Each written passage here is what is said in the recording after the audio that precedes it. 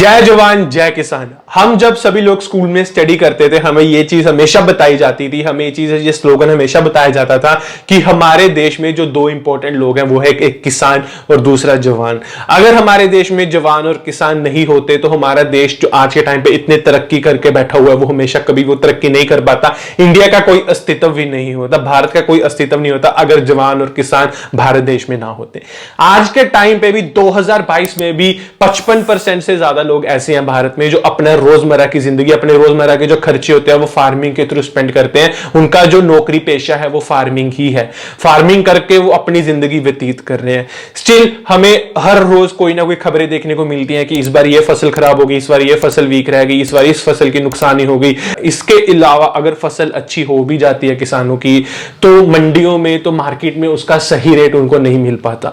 काफी कारण होते हैं जो वहां पे बड़े बड़े ट्रेडर्स बैठे होते हैं, वो अपनी मनमानी करते हैं, वो अपनी गुंडागर्दी करते हैं कि ये टमाटर है तेरे मैं 1 रुपए 2 रुपए किलो में खरीदूंगा, ये तेरा अनाज है ये मैं 2 रुपए 3 रुपए किलो में खरीदूंगा, जा तू कर ले जो करना है, बेचना है बेच, नहीं बेचना चल जा। ऐसी ऐसी बातें बोली जाती है किसान को कि वो मजबूर हो जाता है अपनी फसलों को ऐसी सड़कों पे फेंकने के लिए, ऐसी सड़कों पे डालने के लिए 1-1 2 रुपए किलो बेचने के बजाय। तो इसी कारण हम न्यूज में देखते हैं जो सबसे ज्यादा आत्महत्याएं होती हैं वो किसानों की आत्महत्याएं होती हैं। सबसे ज्यादा आत्महत्याएं करते हैं वो किसान करते हैं, क्योंकि इतनी ज्यादा मेहनत, इतना ज्यादा टाइम स्पेंड करके, इतना ज्यादा पैसा स्पेंड करके वो एक अपने बच्चे की तरह एक फसल को उगाते हैं, पालते हैं, और जब मंडियों में उसका सही रेट नहीं मिल पाता या फिर मौसम या फिर किसी तरीके की खराबी के कारण जब उनकी फसल अच्छे से नहीं हो पाती तब वो कर्जे में डूबते रहते हैं, कर्जे में चले जाते रहते हैं, जिसकी वजह से उनके पास लास्ट बचता है कि उनकी आत्महत्याएं करना।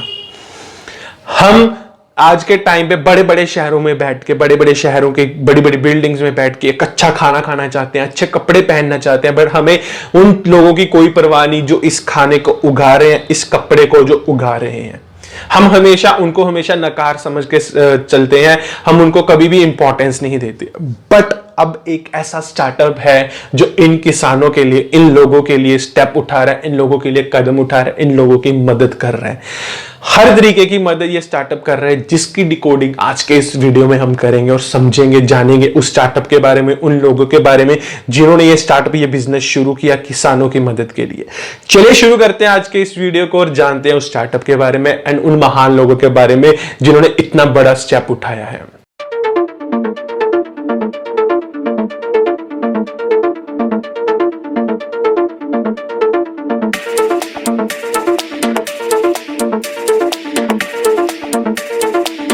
इस वीडियो में हम जिस स्टार्टअप, जिस बिजनेस की बात करने वाले हैं वो है देहात। यस, देहात एक ऐसा बिजनेस है जो किसानों को अपनाता है।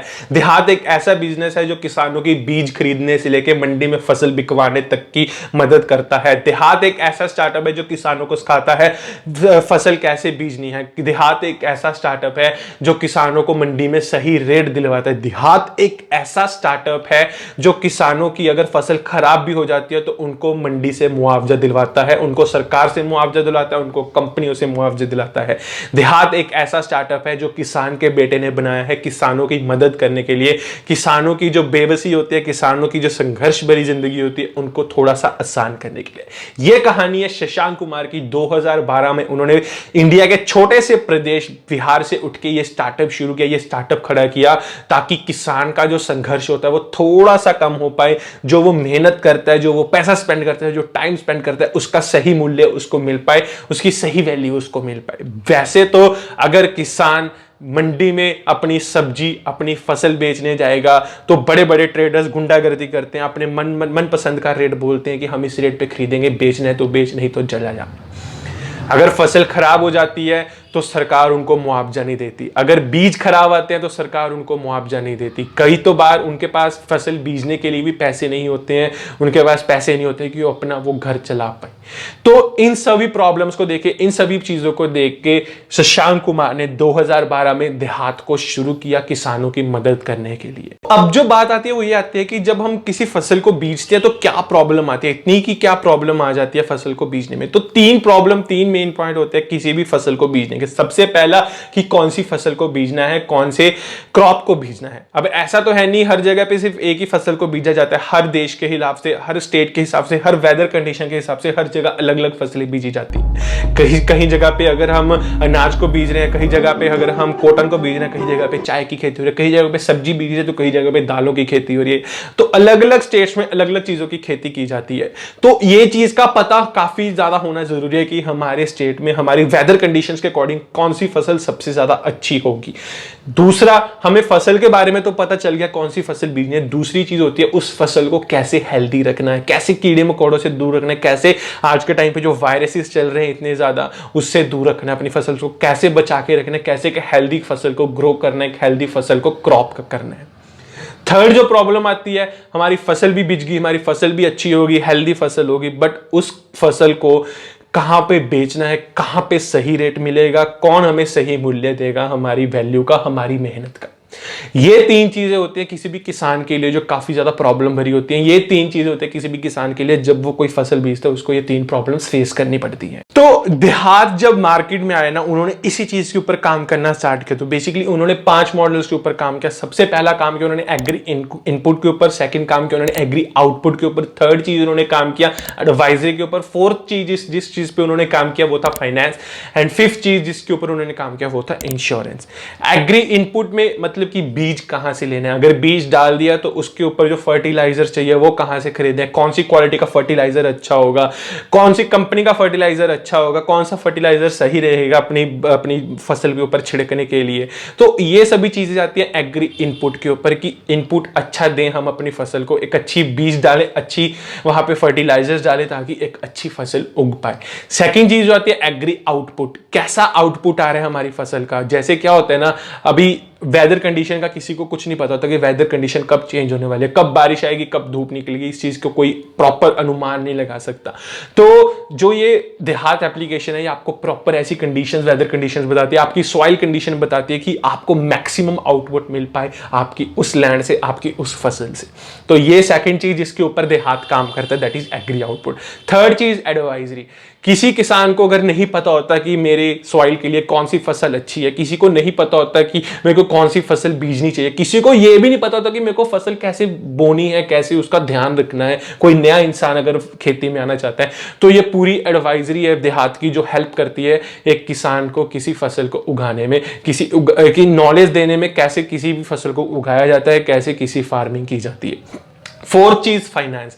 अब क्या होता है ना, जब हम किसी भी फसल को बीजते हैं, जो किसान फसल को बीजता है, तो वो क्या होता है, एक टाइम पीरियड होता है, 3 महीने, 4 महीने, 5 महीने, अलग अलग टाइम के ऊपर वो जो फसल है वो उगती है, वो मार्केट में जाती है बिकने के लिए। तो जो ये 4-5 महीने का टाइम पीरियड होता है ना, यहाँ पे किसान के पास बिल्कुल भी पैसा नहीं होता। जब उसकी फसल बिकती है तब उसके पास पैसा आता है अपना खर्चा निकालने के लिए। तब उस टाइम में जो पैसों की जरूरत होती है, उनके घर पे कोई खाने पीने की जरूरत, कोई दवाई की जरूरत, कोई उनके घर पे कोई प्रॉब्लम आ रही है, उस टाइम पे पैसों की जरूरत, तो उस टाइम पे जो फाइनेंसिंग चाहिए होती है तो देहात उसमें मदद करता है फाइनेंस करने के लिए उन किसानों की, ताकि जब उनकी फसल आए, जब उनकी फसल बिके, तब वो पैसे उनको वापस दे पाए। फिफ्थ चीज उनमें जो हेल्प करता है इंश्योरेंस। ये चीज सबसे ज्यादा इंपॉर्टेंट है। जब हम किसी फसल को बीज रहे हैं, हमें नहीं पता वो फसल अच्छी होगी या नहीं होगी, किसी कंडीशन के कारण अगर फसल खराब भी हो रही है, किसी कंडीशन के कारण अगर फसल बिक नहीं रही है हमारी, तो हमें इंश्योरेंस क्लेम मिल पाए उस फसल के ऊपर, उस क्रॉप के ऊपर, हमारी मेहनत के ऊपर। तो इन 5 चीजों के ऊपर जो मेन 5 चीजें होते हैं किसी भी किसान की प्रॉब्लम, किसी भी खेती की प्रॉब्लम, उन 5 चीजों के ऊपर जो देहात इस टाइम पे काम कर रहे हैं, काफी अच्छा उन्होंने आर्टिफिशियल इंटेलिजेंस बेस्ड मॉडल उन्होंने बिल्ड किया हुआ है ताकि किसानों की आसानी से मदद हो पाए।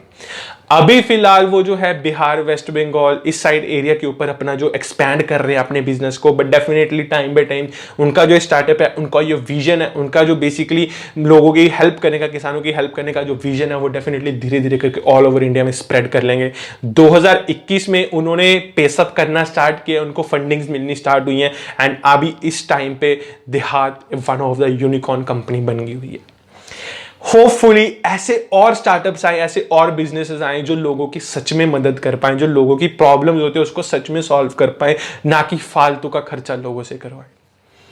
ऐसे ही मैं आपको दोबारा से मिलूंगा एक नए बिजनेस, एक नए इंसान की केस स्टडी को लेके, एक नए ब्रांड की केस स्टडी को लेके, जिसको हम प्रॉपरली डिकोड करेंगे एक नए वीडियो में।